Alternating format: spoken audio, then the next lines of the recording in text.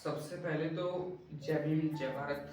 और भारत के नौजवान युवा छात्र छात्राओं को मेरा नमस्कार। आज हम बात करेंगे स्वतंत्र भारत से पहले की। स्वतंत्र भारत से पहले लगभग 1831 के समय में, ठीक है। एक भारत का एक महाराष्ट्र नाम था और महाराष्ट्र का एक जिला लगता है सतारा, और सतारा का ही एक गांव लगता है। उस गांव का नाम होता है नायगांव। अब नायगांव का जो जीवन था, जिस समय मतलब एक छोटा गांव था और गांव में बढ़िया चहल पहल थी, अच्छी थी, मस्त थी एकदम, सब लोग अच्छे थे वहां के। लेकिन एक दिन क्या होता है कि सन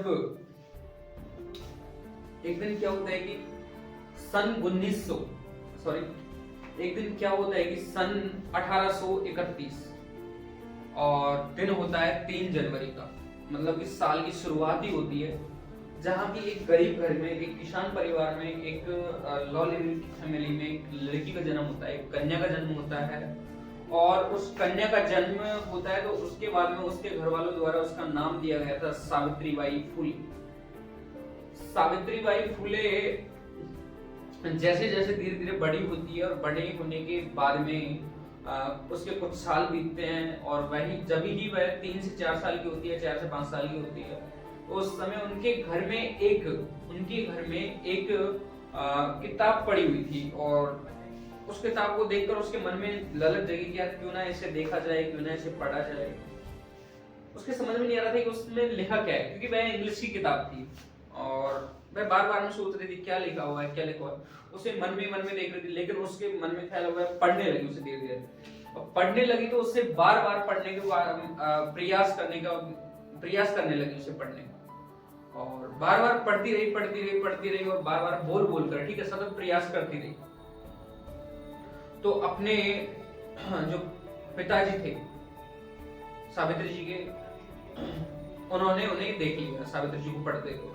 तो सावित्री जी का हाथ से क्या है, वह किताब छीन ली गई, और छीन ली गई तो उनसे बोला गया कि तुम्हें शिक्षा प्राप्त करना अनिवार्य नहीं है, मतलब पढ़ना जरूरी नहीं।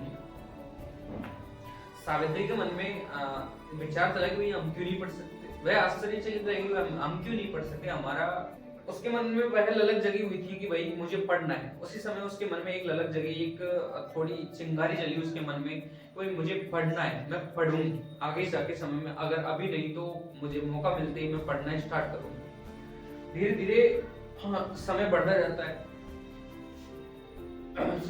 तो वह लगभग 8 से 9 साल की हो जाती है, और 8 से 9 साल के समय में क्या है कि उसका मानते कि पहले के समय में जो विवाह होते थे वो 8 से 10 वर्ष की उम्र में लड़कियों का विवाह कर ही दिया जाता। लास्ट टाइम होता था 10-12 वर्ष, तो लास्ट बस 8 से 9-10 वर्ष की लड़कियों का विवाह कर दिया जाता था उस टाइम का। और इसका सिंपल सा उदाहरण बताऊं तो मेरे पिताजी का जो विवाह हुआ था वो लगभग शायद 15 वर्ष की उम्र में हो गया था। और 15 वर्ष के और उससे आप लगाए कि मेरी माँ की उम्र कितनी होगी। मेरी माता जी की उम्र होगी 10-11 साल, इतनी की उम्र होगी। तो पहले के समय में ऐसे ही छोटे छोटे बच्चों का विवाह कर दिया जाता था, और उनको वो ना कोई पढ़ने करने का कोई महत्व पता नहीं था। तो पहले खूब सारा था हमारे पास में, पहले कोई अलग ही सिस्टम था, पहले का कल्चर था जो अलग ही था। वही पहले का जो जीवन था थोड़ा संघर्ष में ही था, आदमी संघर्ष करता था। आज के समय में तो टेक्नोलॉजी आ गई, टेक्नोलॉजी उसे सरल कर दिया, टेक्नोलॉजी ने सब कुछ सरल करके रख दिया, सब कुछ। और टेक्नोलॉजी ने सबसे सरल करने के बाद में भी सबसे ज्यादा बिगाड़ डाला है तो टेक्नोलॉजी ने डाला है। तो हम बात कर रहे थे क्या नाम से है, पढ़ने के ऊपर, ठीक है। तो ज्योतिबाई फुले का विवाह होता है 9 वर्ष की उम्र में, और उनके पति का नाम होता है ज्योतिबा फुले। और ज्योतिबा फुले लगभग 13 वर्ष की उम्र के थे। 13 वर्ष की उम्र के थे तो उनके जो सावित्री का पता चला उनको कि भाई वह पढ़ना चाहती है। कुछ 2-3 महीने बाद में पता चलता है कि भाई वह सावित्री जी पढ़ना चाहती हैं, और फिर उनका सपोर्ट मिलता है अपने पति का, बोलते ज्योतिबा जी का उन्हें सपोर्ट मिलता है। और सपोर्ट मिलने के बाद में वह अपने पढ़ना स्टार्ट करती है, और पढ़ाई धीरे धीरे करती हुई लगभग 2 महीने बीतते हैं, 4 महीने बीतते हैं, 8-9 महीने बीतते हैं। उसके कुछ समय बीतने के बाद में क्या उनके घर वालों को पता लग जाता है, ज्योतिबाजी के घर वालों को पता लगते ही उन्हें बाहर निकाल दिया जाता है, घर से बाहर निकाल दिया, भाई तुम चलो यहाँ से, तुम्हारा पढ़ लिए तुम, ऐसा क्योंकि उस टाइम पाप माना जाता था, शिक्षा प्राप्त करना एक तरह का पाप माना जाता था। अब करे तो करे क्या, सावित्री जी की कोई दोस्त थी, बोलते हैं कठिन समय में जो दोस्त काम आए वही होता है दोस्त। तो उस समय सावित्री जी के मन में विचार आया, वही वह अपने दोस्त के घर गई और वहां पे क्या है, वह दोस्त में पढ़ती थी, उन्होंने दोनों ने साथ साथ में पढ़ाई की और हमेशा जो ज्योतिबा जी हैं उनको मोटिवेट करते रहते थे, प्रेरित करते रहते थे कि भाई तू पढ़, और तू पढ़कर एक शिक्षिका बन, मतलब पढ़ाने वाली महिला बनने। उनके होने में और ही सपोर्ट मिलता है, भाई किसी का सपोर्ट मिलता है तो भाई अलग ही लग सकती है यार, इस काम को करने के लिए कोई बोल रहा है तो भाई तुम करो, और उसके प्रति हमारी भी थोड़ी ज्यादा भावना होती है और वह उसे ज्यादा करने का मन करता है। तो उसी तरह भाई जो क्या नाम से सावित्री जी का जो मन था और जो दृढ़ निश्चय था, उन्होंने कर लिया था मैं शिक्षिका बनूंगी और पढ़ूंगी, और पढ़ती रही। वह लगभग 3-4 साल उन्होंने अध्ययन किया। अध्ययन करने के बाद में थोड़ा वह करने के बाद में धीरे धीरे बड़ी होती गई और उनके मन में जो पहले की अलग थी शिक्षिका बनने की, तो उन्होंने 17 वर्ष की उम्र में शिक्षिका बनना चाहा। और शिक्षिका बनने के लिए उन्होंने क्या है कि जो पहले 2-3 बच्चों को पढ़ाया, 2-3 बच्चों को पढ़ाने के बाद में उन्होंने क्या है धीरे धीरे उनमें जो गुण आने लगे शिक्षक के, और शिक्षक के गुण आने के बाद में उन्होंने क्या है अपना स्कूल खोल दिया। बोलते हैं कि सन 1848 में उन्होंने उनके द्वारा पहला बालिकाओं के लिए विद्यालय खोला गया था, पहला विद्यालय लड़कियों के लिए खोला गया। तो किसने खोला? सावित्रीबाई फुले जी ने खोला। और बोलते हैं कि पहली जो शिक्षिका है, पहली महिला शिक्षिका है जो हमारी सावित्रीबाई फुले जी है। और तो यहाँ पर बात होती है पढ़ाई, ठीक है। अब धीरे धीरे उनके मन में एक स्कूल से अलग जगह भाई हम क्यों न हम हमारे समाज को सुधारें, क्यों ना हम हमारे समाज के लिए काम करें। हमारे अभी भी भाई मेरे मन में भी यही लगे, मेरे तो पहले से थी, लेकिन आज मैंने सावित्री जी के बारे में पढ़ा, मुझे वास्तव में पता नहीं था सावित्री जी कौन है। पहले पढ़ लिया तो होगा और था, मैंने शायद मुझे ध्यान है, थोड़ा थोड़ा ध्यान है सावित्री जी के बारे में, लेकिन इतना कंठस्थ याद नहीं था जैसे मैंने आज आपके सामने बता पा रहा हूँ उस चीज को। मैं इस जगह खड़ा होकर बोल पा रहा हूँ, इतना पता नहीं था, बस उनका जन्म जयंती था तो उसी के अवसर पर मैंने सोचा कि क्यों ना इस पर वीडियो बनाया जाए, क्यों ना मुझे इस चीज को बच्चों के जीवन में उतारना चाहिए। तो जाकर मैंने यह वीडियो बनाने का प्रयास किया, बहुत प्रयास करने के बाद मैं यह वीडियो बना रहा हूँ, ठीक है। तो ऐसा नहीं है भाई मैं ज्यादा कुछ जानता हूँ, लेकिन मैं इनके जीवन के बारे में जितना मैंने अध्ययन किया अभी थोड़े 3-4 घंटे पहले, तो उतना मैंने पहले शायद कभी नहीं किया था। पहले कोई कभी परिचय वगैरह आ गया हो तो उसमें मैंने पढ़ लिया होगा, ठीक है। तो जो उनके मन में जो समाज सुधारक की जो भावनाएं आने लगी, और भावना आने के बाद में क्या है वह धीरे धीरे एक स्कूल से उन्होंने 3 स्कूल कर दिया अपने, 3 स्कूल किए, 3 विद्यालय खोले। तो जिस तरह धीरे धीरे भाई बढ़ती गई सावित्री जी, बढ़ती गई, अपने जीवन में अड़िग रही, वह अपने सपनों के प्रति अड़िग रही कि मैं अब करूंगी, अच्छा करूंगी। और उसने क्या है धीरे धीरे बढ़ती गई भाई, धीरे धीरे बालिकाओं की संख्या बढ़ती गई, लगभग 150 हुई और 150 हुई। तभी जाकर समाज को पता चलने लगा, तो उच्च वर्ग के जो लोग थे उनको पता चलने लगा कि सावित्री जी ऐसे दलित वर्गों के लोगों को शिक्षा दे रही है। और हाँ मैं बता दूं कि दलित वर्गों के लिए, दलित वर्ग के बच्चे थे उनके लिए भी उसने अलग से स्कूल खोला था। अलग से उसने बोला कि भाई दलित वर्ग के बच्चे भी ऐसे नहीं रह सकते, शिक्षा प्राप्त करना बहुत जरूरी है, शिक्षा के बिना हमारा कुछ भी नहीं। उन्होंने यही बताने का काम किया, इसको प्रसार किया, जितना हो सके उतना प्रसारित किया आगे। तो उन्होंने दलित वर्ग को भी साथ लेकर चली, और जैसे अपने समाज के जो उच्च वर्ग के लोग थे उनको सभी को उस स्कूल में आने की, उसके स्कूलों में आने की अनुमति थी। तो एक तरीके से बोले जाए तो भाई समाज को सुधारने का काम कर रही थी। तो हम इससे कह सकते हैं कि वह एक केवल शिक्षिका ही नहीं थी, वह एक महिला समाज सुधारक भी थी। उनके पति भी समाज सुधारक थे, उन्होंने अपने समाज के लिए काम किया था। तो जो हमारे क्या बोलते हैं सावित्री जी, वह धीरे धीरे संख्या बढ़ती है। तो भाई लोगों की तो आदत रही है, आज के जमाने में भी है भाई कोई क्यों ना कितना सक्सेस हो, कितना भी सक्सेस क्यों ना हो जाए, वह दूसरे की टांग पकड़कर घसीटना चाहता है उसे। मतलब कोई बढ़ता हुआ दिखा तो उससे टांग पकड़कर नीचे घसीट लो, बस भाई यही काम है, और उसे किसी न किसी तरीके से गिराया जाए। लेकिन सावित्री जी अपने सपनों के प्रति अड़िग थी। उन्होंने सोचा चाहे कुछ भी हो जाए। वह एक दिन क्या होता है कि समाज में होकर, जो गांव में होकर, वह अपनी स्कूल की तरफ बढ़ रही थी। बढ़ते बढ़ते क्या है कि जब सभी लोग इकट्ठा हुए थे, और इकट्ठा हुए थे तो उनके पीछे सड़े हुए चीजें, टमाटर वगैरह जो भी चीजें उनके ऊपर उनके साथ अत्याचार किया जा रहा था, मतलब एक तरह हुए तो, और कीचड़ वगैरह फेंक दिया जाता था उनके ऊपर। तो वो चाह रहे थे कि वह पढ़ाना बंद करे किसी न किसी तरीके से, लेकिन वह अड़िग रही। वह रोजाना जाती, वह उसी वेशभूषा में जाती, लेकिन उनके पति ने एक दिन उसको क्या नाम से एडवाइस दी, और एडवाइस दी तो बोले कि तू ऐसे कर, एक साड़ी तू गंदी पहन के जाया कर और एक साड़ी तू पहले से बैग में रख के ले जाया कर।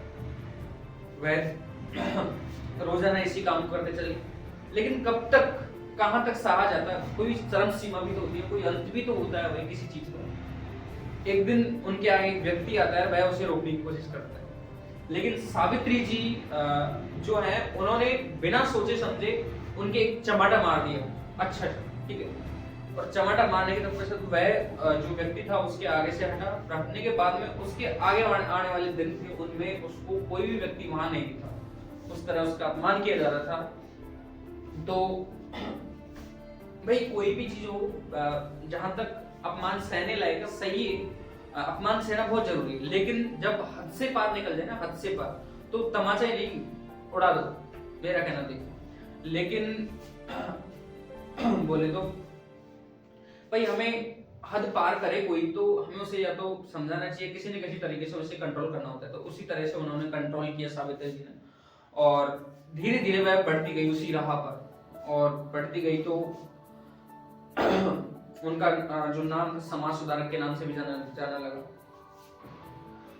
अब माता सावित्री जो है धीरे धीरे बालिका को शिक्षा प्राप्त करवाती उनका एक बच्चा होता है, और वह उनका ही नहीं, अपने दोस्त का होता है, पर वह उन्हें अपना मानने लगती है, अपना मानने लगती, और अपना मानने लगने के तरफ से उसी क्या है, कुछ शिक्षा प्राप्त करने के लिए योग्य बनाया। योग्य बनाने के बाद वह लड़का भी अपनी माँ का नाम रोशन करता है, वह बनता है डॉक्टर, ठीक है। और डॉक्टर बनने के पश्चात वह भी अपने जो समाज के लिए काम करने लगता है। काम करने के लिए भाई पहचाना जाता है कि जब पशु प्लेग नाम की बीमारी भारत में आई, और उस समय दौर चल रहा था, बहुत ही एक तरह का वायरस था, गंभीर बीमारी थी, फैल रहा था एक दूसरे में, और बहुत बुरी स्थिति थी हमारे लोगों की। तो उसने क्या किया सावित्री जी ने कि अपने जो घर में क्लिनिक खोल लिया, और क्लिनिक खोलने से क्या है कि उसमें जो मरीज थे वहां के, जो प्लेग बीमारी के जो मरीज थे, उनको वह लाने और ले जाने का काम कर रही थी, और वह अपना समाज में योगदान दे रही थी अच्छी तरीके से, संपूर्ण तरीके से, अपने अपनत्व के भाव से। और धीरे धीरे समय निकलता है, वही बीमारी उसकी एक दिन क्या है, वही बीमारी उसके लग जाती है, और सावित्री जी उस बीमारी के कारण ही अपना जीवन का अंतिम समय जीती है, और वह इस दुनिया से अलविदा कह देती है। बहुत दुख होता है, बहुत अच्छा काम किया था उन्होंने, और वह भी एक बीमारी के कारण मरी। बहुत दुख होता है, बहुत। जो गर्व भी होता है इस देश की सेवा करते हुए मरे। लेकिन जो मसाल जला के गई यहाँ पे, अपने भारत में जो महिलाओं को, जो लड़कियों को, जो कन्याओं को शिक्षा प्राप्त करना पाप माना जाता था, उसके विरुद्ध वह काम करके गई। वह काम करके गई अपने समाज में जो कुप्रथाएं थी उनके विरुद्ध।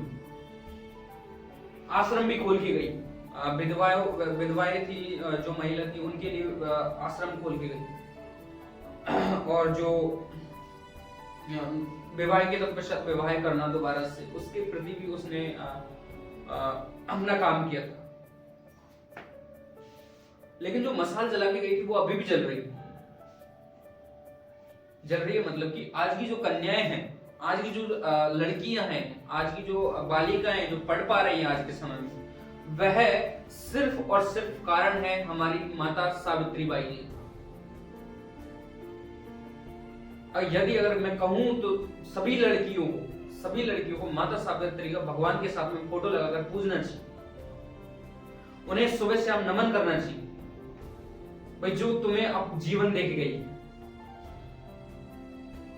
और उनके जीवन से हमेशा प्रेरणा लेनी चाहिए उन लड़कियों को। बोलती है ना कि भाई हमें ये हुआ, हमें ये हो गया, छोटी चोट लग गई, और छोटी चोट लगने के बाद में भाई हो जाता है, छोटी मोटी बातें हो जाती है, लेकिन उसके बाद में भी वह कितनी अड़िग रही थी, अपने जीवन में कितना संघर्ष रत रही थी, उसके बारे में भी सोचना चाहिए ना अपन को। पर आजकल की लड़कियां कहाँ, आजकल की लड़कियां तो बस रील बनाकर अपने वीडियोस डालने का काम करने का काम, और वीडियोस डालना बुरी बात नहीं है, लेकिन अंग प्रदर्शन कर रही है, नंगा नाच बोले तो सीधा मुझे बोलना नहीं चाहिए, क्योंकि वीडियो हम सावित्री बाई जी के बारे में बना रहे हैं, इस वीडियो में नहीं बोलना चाहिए, लेकिन फिर भी मुझे मजबूर करती है, क्योंकि मैं देखता हूं, यही मैं ऑनलाइन ही देख रहा हूं, क्योंकि हमारा जो शहरी कल्चर है, जो अर्बन कल्चर है, वो हमारे विलेजों पर, हमारे रूरल जो कल्चर है, हमारा रूरल फैमिलीज हैं, उन पर भी प्रभाव डालता जा रहा है। आज के समय में हमारी जो छोटी छोटी लड़कियां, 17-18 साल की लड़कियां प्यार करने लग जाती हैं। 17-18 साल की लड़कियों की उम्र हुई क्या है आज के समय में, और 17 साल की उम्र में उन्होंने क्या कर दिया था, वह शिक्षिका बन गई थी, वह शिक्षा दे रही थी, न कि लेने की बजाय। आज तुम शिक्षा प्राप्त कर रही हो 17 साल की उम्र में।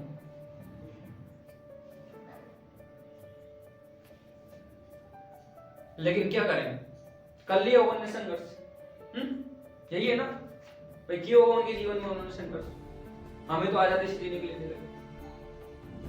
मेरा कहना यह है, वीडियोस वगैरह बनाना गलत नहीं है, लेकिन अपना एक तरीका का जो कंटेंट है वो गलत है, वो तरीका गलत है बस।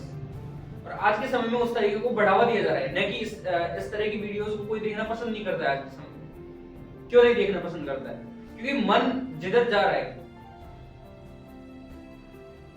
और मन करता है वही फोन दिखाता है। इसके बारे में मैंने पहले ही बोल दिया है, लेकिन उसके बारे में छोड़ूंगा। तो हमें अपने सपनों के प्रति अड़िग रहना चाहिए। यह हमें हमारे जो सावित्री जी हैं उनके जीवन से अड़िग प्रेरणा मिलती है, ठीक है।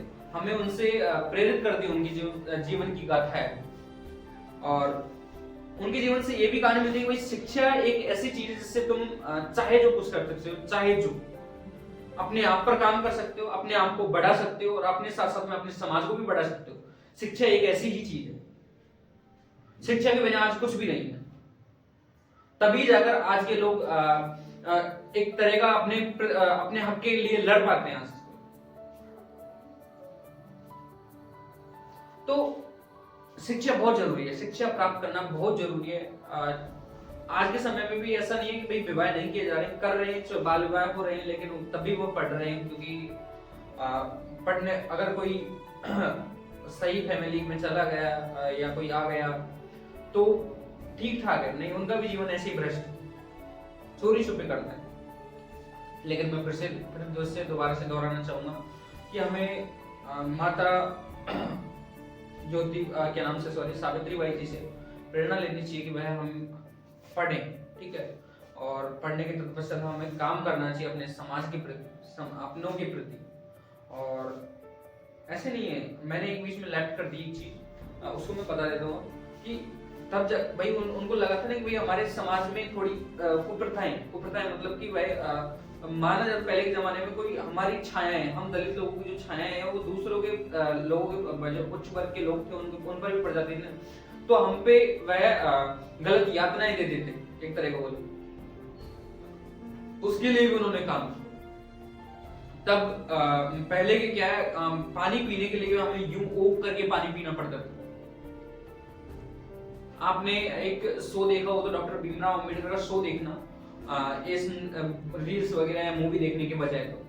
तो शो लंबा है, लेकिन एक 30 मिनट का, आधे घंटा 30 मिनट का, 1 घंटे का आता है, मुझे इतना पता नहीं, लेकिन उसको देखना। मैंने थोड़ा देखा था बीच में टीवी पर लेकिन आप उसे देखना।